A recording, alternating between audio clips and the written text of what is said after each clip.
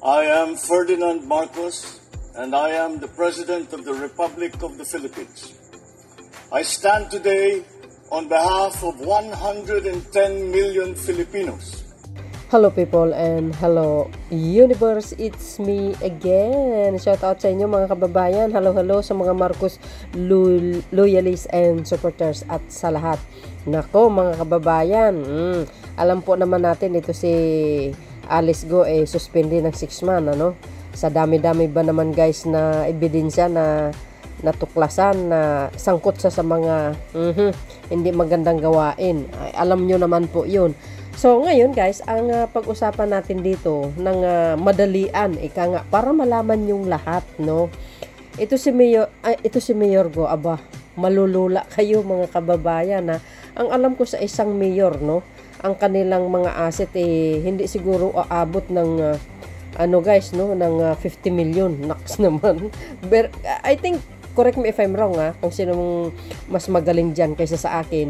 Pag 50 million ang asset ng isang mayor, questionable na ba yan sa batas natin? Well, anyway, hindi ko alam guys, hindi naman tayo abogado.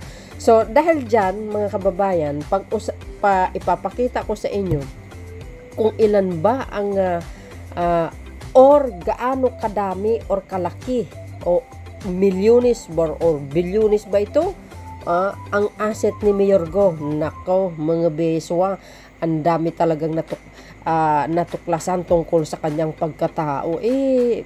Talagang pure Chinese naman ito palagi mga beswa. Di ba labag sa batas natin pag isang pure banyaga ka, bawal ka tumakbo sa mga any posisyon as a public servant. Na kung antindi, I think mayroong something behind. Naks naman something behind. Yes guys, sa tingin ko lang, in my own analysis, naks naman. Di naman tayo kagalingan pero nagbabasa naman tayo mga beswa. So yun nga, katulad ko, parang mayroong malaking tao sa likuran nito kung bakit ganito kalakas ang kanyang asset mga beswa. Ang sinabi po dito mga kababayan ng News 5, naks naman, basahin natin mga kababayan malulula kayo dito mga besa. Ang sinabi po dito guys ng News 5, aabot sa higit 367 milyon ang lahat ng mga ari-arian na at utang ni Bamban Tarlac Mayor Alice Go na idiniklara niya sa kanyang Statement of Asset Liabilities and Net Worth. Ibig sabihin salin noong nakaraang taon 2023 yun, o kailan lang yun guys o ilang buwan lang nakalipas. Oh my goodness, nakakashock ito guys. Saan galing itong mga pera na ito? O diba, ganyan bang mga asset ng mga mayor? Ganyan ba kalaki? Alam ko hindi guys very questionable na yan pag ganyan ang asset ng mga mayor. Delikado tayo dyan mga beswa. Tuloy, kasama sa mga nakalista sa SALN, ang alkalde ay ang siyam na mga ari-arian niya sa Bulacan at Tarlac. Oh my goodness, 3 dump truck, alahas, share sa ilang kumpanya at ang helicopter na nagkahalaga ng 60 milyon. OMG.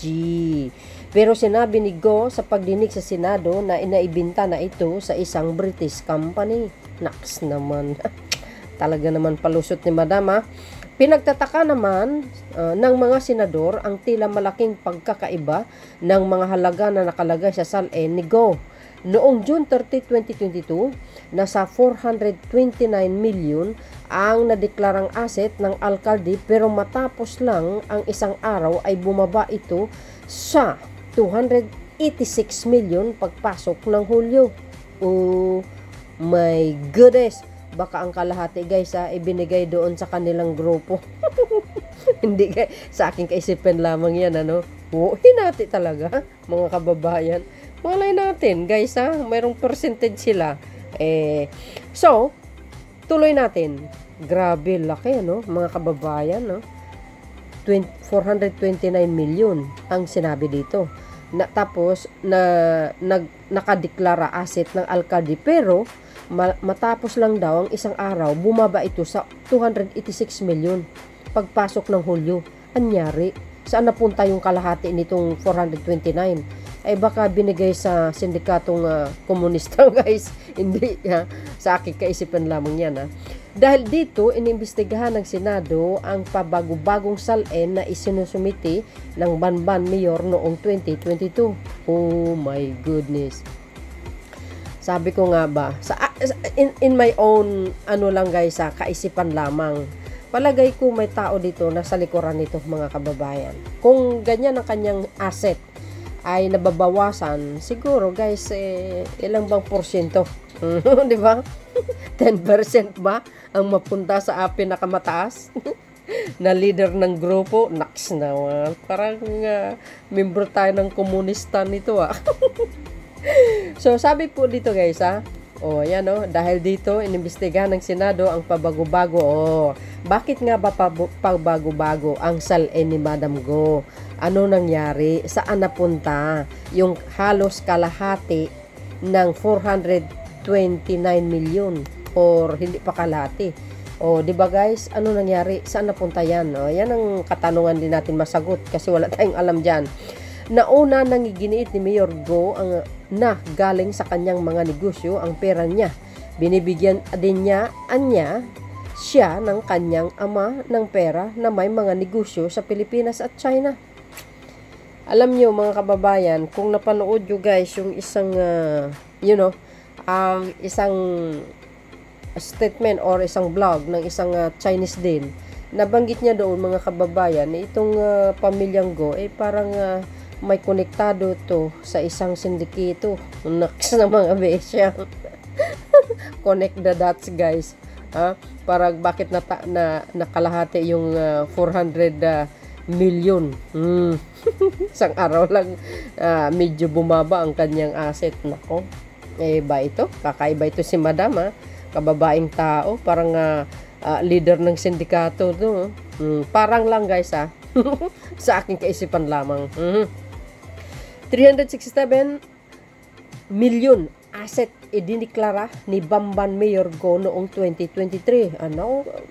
Kailan lang mga kababayan ang tindi nito. Hindi ka makapaniwala sa dami-daming pera nito mga bis. Kaya pala mayroong chopper at saka McLaren na sasakyan. Mamahalin, big timer si Madam. Nako. So alam po natin guys, ito po ay suspendido. So, alam po na rin natin ang mga kinasasangkutan ng gulo nito. Lalo na, very questionable ang kanyang asset. Antindi na ito. Sa tingin nyo, mga mayor dito sa Pilipinas, ganyan ba ang mga salin nila? Antindi, guys. Pag ganyan ang mga salin nila, ba ang yaman ng Pilipinas, guys. Baka kurakot pa more pag ganyan. Well, hindi naman. Sa aking kaisipan lamang yan. Ika nga, ang tinatanong ko dito, kung ang mga salin ng mga mayor sa bawat region ng Pilipinas ganito kalaki, parang very questionable naman yan, So, yun guys, anong kapalagayan ninyo kay Mayor Go?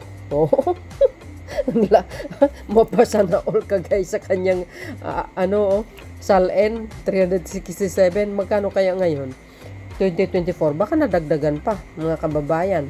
So, dahil dito mga bes, abangan po natin ang susunod na kumbaga hearing sa Senado, Alam nyo guys, I'm not Senator Ontiveros fans, but of course guys, I know naman na anti-Marcos yan. Pero pagdating sa mga national security, ay ang mga yan may pakialam because naman they are Filipino naman to protect our naman guys our country naman from the mga salot sa lipunan from all over the world. So di ba? So kudos naman sa kanya at saka kay naman guys kay Senator Gatchalian, Win Gatchalian, talagang masigasig ang kanilang pag-imbestiga at tama naman po yun. Bakit? Guys, nalalagay tayo sa alanganin pag ganito ang klaseng mga tao pumapasok na. Bakit ito pinapayagan tumakbo sa pagka-mayor na alam din naman pala nila na ito ay isang banyaga? My goodness, napapasukan na tayo ng aliens. So I hope magiging aware ang ating gobyerno dito, guys, delikado tayo. Ang pinaka-importante dito is yung national security. Baka mamaya ng pagkagising natin iba na ang bansa natin, no? Swerte natin, no?